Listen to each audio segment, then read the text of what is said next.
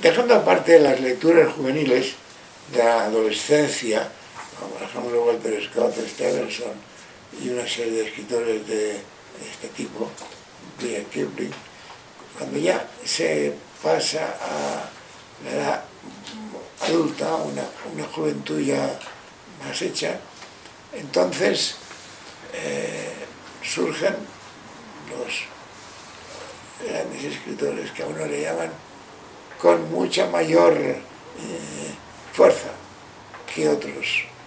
En mi caso concreto, no olvidaré nunca que Tolstoy fue uno de los autores que más placer me han producido leerlo. Pío Baroja, en sus memorias, que habla mal de todos los escritores, sin excepción, solamente creo yo que hay dos escritores ante los cuales inclina la cabeza, que es uno Tolstoy, que dice que es un griego, y con eso está dicho todo, decía, porque las figuras, los personajes de Tolstoy están tan perfectamente tallados, delineados, expresados, una perfección clásica tan grande, tan luminosa, que eso al lector le tiene que fascinar. A mí me fascinaba leer a Tolstoy, y recuerdo que las lecturas primeras que hice de él, Ana Karenina, de Guerra y Paz, incluso de Resurrección, de La muerte de Abraham Lilik, de sus relatos, me produjeron una felicidad que no he vuelto a gozar nunca. Después hay otro escritor que también tuvo mucha influencia en mí, que fue Kafka. Kafka, todo el mundo habla de Kafka, casi nadie ha leído a Kafka porque resulta un poco pesado para los que no están muy metidos en su mundo. Kafkiano es todo lo que resulta absurdo, lo que resulta completamente fuera de lugar. Él llegó a afirmar en un relato que era imposible vivir. Es decir, la vida era tan complicada, tan absurda, que vivir una persona que fuese totalmente equilibrada, para ella le iba a resultar casi imposible vivir. Bueno, Kafka es el hombre que es una figura que yo pondría, alinearía con Freud. Freud descubrió el inconsciente y entonces descubrió un gran velo, que es el del inconsciente y todo lo que se deriva de él. Y Kafka lo que hizo fue sencillamente meterle a la vida, clavarle la estocada definitiva, que hizo rodar a la vida sin puntilla, como ocurre con los toros. El matador, cuando estoquea hasta el puño y con acierto, el toro se desploma. Pues aquí me parece que Kafka hizo con la literatura lo mismo. Se dio cuenta del absurdo de la vida con una enorme profundidad, de las contradicciones, de las cosas ridículas que existen en la realidad. Y entonces, al escribir, metió a fondo todo lo que él pensaba de la realidad, todo lo que él pensaba minuciosamente relatado. Y bueno, yo coincidí con él en su estética total y absolutamente. Kafka fue, digamos, el segundo escritor que me atrajo con una fuerza muy poderosa. El tercero podría ser Thomas Mann. Thomas Mann es un escritor de una solidez enorme. Alguna vez, mucho antes, hace ya algunos años, recuerdo haber tenido con Carlos Busoño una conversación sobre Thomas Mann, sobre si él era o no un genio como el de Tolstoy o el de Kafka. Y él no acabó de aceptar que fuera un genio, más bien me dijo, era un escritor de una enorme solidez. Pero ahora, transcurrido el tiempo, uno llega a la convicción de que era un genio. realmente era un genio. Escribir lo que él ha escrito, por ejemplo, la vida de José y sus hermanos, describiendo la civilización egipcia de una manera tan exacta casi, que supera el conocimiento de los egiptólogos. Después, el conocimiento de la música tan profundo en el doctor Fausto, el conocimiento por otra parte de los negocios y de la vida burguesa, de la clase media en los Buddenbrook, que le dieron el premio Nobel, y el conocimiento del alma enferma, de la enfermedad, como se da por ejemplo en la Montaña Mágica. Hablo de las novelas más destacadas de él, ¿no? Y que en ellas Thomas Mann llega hasta el fondo de la cuestión. Sus conocimientos en este sentido son tan extensos, variados y profundos que uno queda admirado, porque además él escribía con mucho detalle. Llegaba a, cuando mantenía una conversación, describía una conversación de una dama con un caballero en un momento determinado, pues empezaba describiendo minuciosamente el sofá donde estaban sentados, la calidad de la tela, cómo era el enmarcado de los hornos, el tipo de madera del sofá, etc. Es decir, que eso lo hacía para acentuar la realidad de lo que estaba diciendo. Nadie como Thomas Mann ha sustituido la realidad en donde todos vivimos por la otra realidad, la realidad literaria. Y esa otra realidad literaria la construyó él con tal minuciosidad y tal perfección que se puede decir que sea quizá la segunda realidad que existe en el mundo, la de Thomas Mann, porque parece que la realidad verdadera, digamos, la realidad real, muchas veces debería imitar o dejarse guiar por la que ha trazado Thomas Mann. Estos tres escritores los destaco porque son los que más placer me han producido. Hay muchísimos otros a quienes, por ejemplo, quien no se ha entusiasmado con Crimen y Castigo de Dostoyevsky o los hermanos Karamazov, también Camus, esa precisión que tenía, esa frialdad al escribir y esa sobriedad y profundidad. Y yendo a nuestra literatura clásica, en Cervantes nos encontramos una gran paradoja, porque para hablar de Cervantes necesitaríamos varios días. Pero Cervantes tuvo la ventaja de nacer en un momento cumbre, que fue el tránsito en la época del Renacimiento, digamos, el tránsito de una época anterior a una época nueva que se abre, la del Renacimiento. Entonces estalló el idioma, el lenguaje español, y él supo, digamos, expresarlo, aprovecharse de él y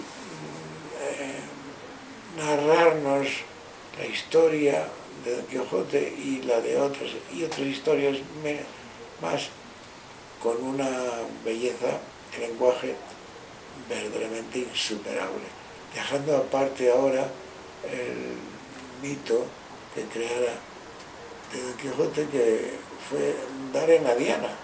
El nombre que dio en la diana, yo creo que, pues no convencido de que iba a dar en la diana, sino que de repente se dio cuenta que había dado en la diana. Y hay también, en la época del siglo de oro, una faceta interesante, que es la picaresca.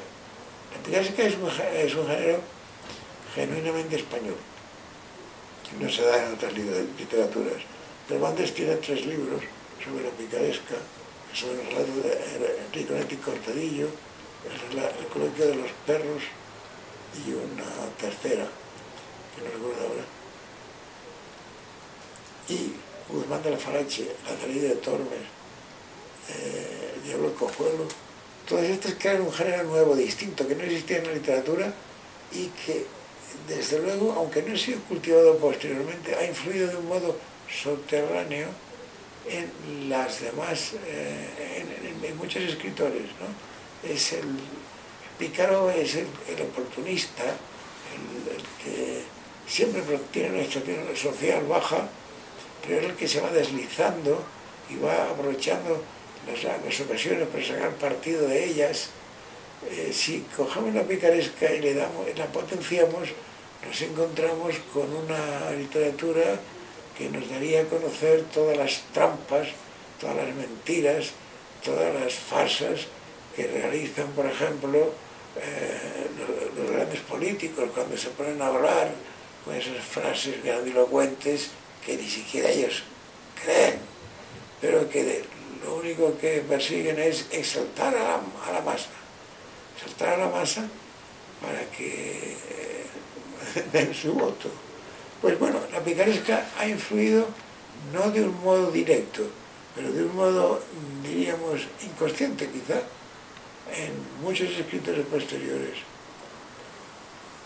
Tanto Guzmán Alfarache, yo lo he leído con mucho detenimiento, tiene un estudio del lenguaje español no majestuoso como el de Cervantes, sino yendo a los bajos fondos del lenguaje mismo, también es importante, y un estudio del lenguaje español de la Edad de Oro, de los bajos fondos, verdaderamente genial, y se puede decir que es uno de los grandes escritores de nuestra literatura, aunque no creo que se considere así. Y hoy en día resulta un poco extraño ver que la gente no lee a este tipo de autores. Esos han pasado a otra etapa, han pasado a la universidad, cuando se estudia la carrera de letras, o en el bachillerato quizá, en algún curso, pero después se olvidan por completo, no vuelven. Estoy seguro que hay poca gente que ha leído el Guzmán de Alfarache. Y lo digo y lo subrayo porque son las obras primeras de la literatura castellana. Y si uno lo dice, quizás sorprenda a los demás. ¿De qué me está hablando este señor? Bueno, estoy hablando de algo que usted no conoce. Bueno, a mí me ha influido, me ha conmovido mucho la Ilíada de Homero. Fue la primera obra maestra de la humanidad. Y quizás sea, la mejor obra maestra de la humanidad, fue la primera que aparece 10 siglos antes de Cristo y nos describe Troya, ¿no? La guerra de Troya.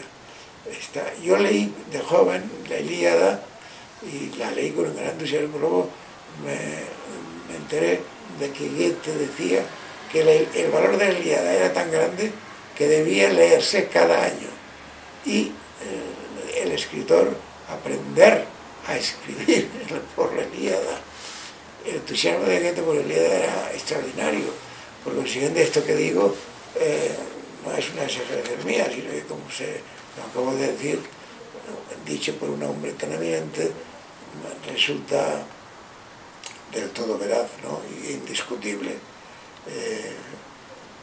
Obras que me han impresionado a mí fue el proceso de Kafka, mucho. El proceso de Kafka es una obra también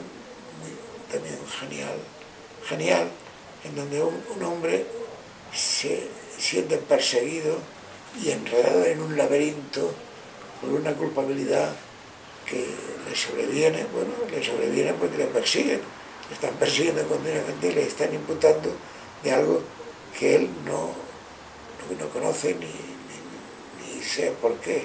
Realmente se le confunde a él con otro, lo cual ocurre a veces también, ¿no? En la realidad misma.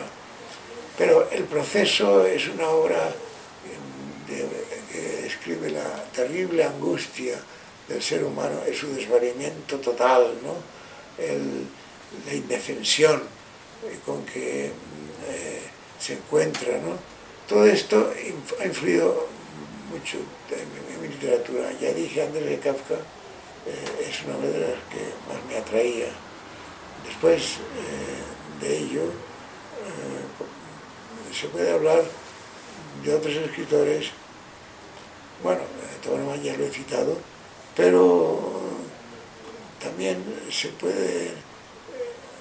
hay que meterse mucho con los rusos. Los rusos en el siglo XIX fueron grandiosos, todos grandiosos. Alcanzaron una dimensión que no ha vuelto a superarse. Dostoyevsky probablemente alcanzó el cenit. Y muchos que no llegaron a Dostoyevsky le iban muy de cerca. Los rusos tienen en sus novelas todo lo humano está en las novelas de los rusos. Pero bueno, aparte de los rusos, también la literatura francesa en el siglo XIX fue muy importante. En general, se puede decir que la gran novela nació o se desarrolló plenamente en el siglo XIX. Las grandes novelas que se escribieron en el siglo XIX no han vuelto a escribirse después, ninguna. Han aparecido grandes genios, como digo, por ejemplo, Kafka, Thomas Mann, pero el siglo XIX crea realmente la novela, empezando por Stendhal y Balzac, que queda en todo el mundo, y después una serie el mismo Víctor Hugo con Los Miserables, que es una obra que no se aprecia mucho, por lo visto, en la actualidad, y que Los Miserables dio a Tolstoy la fuerza necesaria para escribir La guerra y la paz. Él tenía en mente esta idea de escribir esta gran epopeya, este gran fresco del siglo XIX que significa la guerra y paz. Pero no estaba seguro de que eso pudiera hacerse en la literatura. Cuando leyó Los Miserables de Víctor Hugo, entonces se dio cuenta de que sí, podía escribir la gran obra de La guerra y paz, que es considerada por algunos autores como la novela mejor del mundo, la primera novela del mundo en calidad.